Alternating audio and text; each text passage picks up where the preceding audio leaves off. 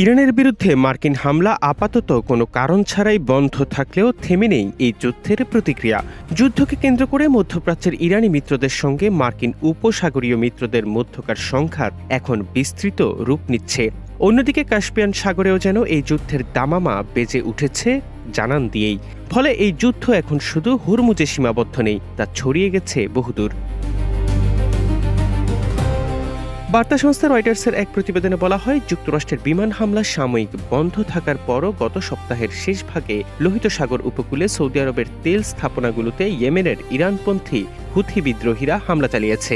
অন্যদিকে কাস্পিয়ান সাগরে নিজেদের একটি বাণিজ্যিক জাহাজে হামলার জন্য ইউক্রেনকে অভিযুক্ত করেছে ইরান।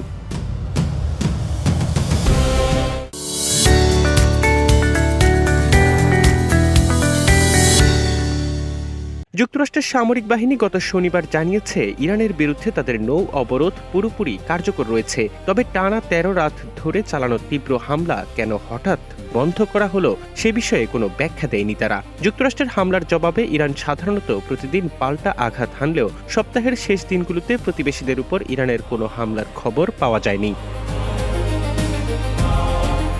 হামলা স্থগিতের বিষয়ে ট্রাম্প প্রশাসনের এক ঊর্ধ্বতন কর্মকর্তা জানান, ট্রাম্প সবসময় স্পষ্ট করে বলেছেন তিনি কূটনৈতিক সমাধান পছন্দ করেন। তবে তিনি ইরানকে এটিও দেখিয়ে দিয়েছেন যে গুরুত্বের সঙ্গে আলোচনার টেবিলে না বসলে তাদের পরিণতি কী হতে পারে। নিউ ইয়র্ক টাইমস গত শনিবার এক প্রতিবেদনে জানায়, মার্কিন প্রেসিডেন্ট ও তার উপদেষ্টারা যুদ্ধ আরও ছড়িয়ে পড়া, সামরিক গোলাবারুদের মজুত কমে যাওয়া, পারস্য উপসাগরীয় অঞ্চলের মিত্র দেশগুলোর সঙ্গে সম্পর্ক নষ্ট হওয়া এবং বৈশ্বিক অর্থনীতি ও জ্বালানি সরবরাহে এর নেতিবাচক প্রভাব নিয়ে উদ্বেগের মধ্যে রয়েছেন। একজন মার্কিন কর্মকর্তা সিএনএনকে জানিয়েছেন, গত শুক্রবার হোয়াইট হাউসে এক বৈঠকে ভাইস প্রেসিডেন্ট জেডি ভান্স এবং জয়েন্ট চিফস অব স্টাফের চেয়ারম্যান জেনারেল ড্যান কেইন উভয়ই ট্রাম্পের কাছে যুক্তরাষ্ট্রের গোলা বারুদের ঘাটতি নিয়ে উদ্বেগ প্রকাশ করেছেন।